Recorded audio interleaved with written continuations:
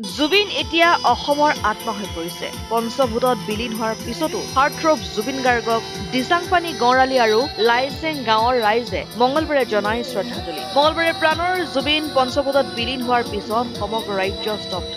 জুবিনবিহীন আজি অসম। সংগীতৰ আকাশত অন্ধকাৰে আৱৰি ধৰিছে। অসমবাসীৰ প্ৰাণৰ শিল্পী হাৰ্টথ্ৰব আমাৰ মাজত আৰু নাই। সমগ্ৰ অসম মঙলবাৰে জুবিন গাৰ্গৰ দেহ পঞ্চভূতত বিলীন হোৱাৰ বেদনাত দগ্ধ। তেখেতৰ গীতবোৰে অসমবাসীৰ হৃদয়ত এক বিশেষ স্থান দখল কৰি ল'লে। সেয়ে মঙলবাৰে সন্ধিয়া চৰাইদেউ জিলাৰ দিচাংপানী অঞ্চলৰ গড় চাৰিআলি আৰু লাইচেং গাঁৱৰ জুবিন অনুৰাগী পুৰুষ মহিলা সমবেত হৈ প্ৰজেক্টৰৰ দ্বাৰা পৰ্দাত জুবিনৰ গীতবোৰ প্ৰদৰ্শন কৰি হেঁপাহেৰে উপভোগ কৰি শ্ৰদ্ধা নিবেদন কৰে।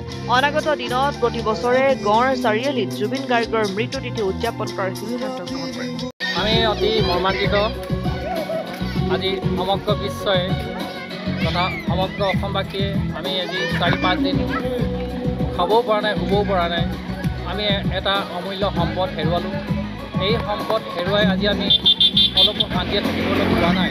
সেয়েহে আমি আজি জুবিন প্ৰেমী, জুবিন অনুৰাগী সকলো ৰাইজে আমাৰ লাইচেংবাসী, গড় চাৰিআলি, দিচাংপানী সকলো সমবেত হৈ আজি আমি শেষ শ্ৰদ্ধাঞ্জলি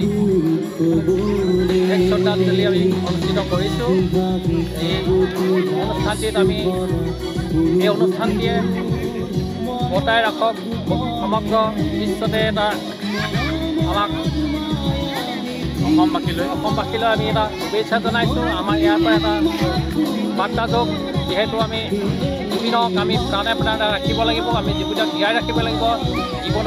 জুবিনৰ সংস্কৃতি, সাহিত্য, শিল্পীৰ গোটেই সত্তাটোকে আমি সকলোৱে আঁকোৱালি ল'ম আৰু আমি সদায় আমাৰ নিজৰ অন্তৰত ৰাখিম।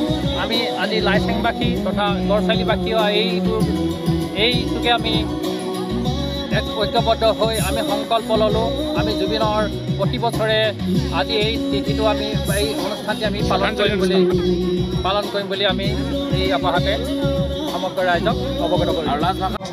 মথুৰাপুৰৰ পৰা ইছলাম আহমেদৰ ৰিপৰ্ট, অসম আদিত্য।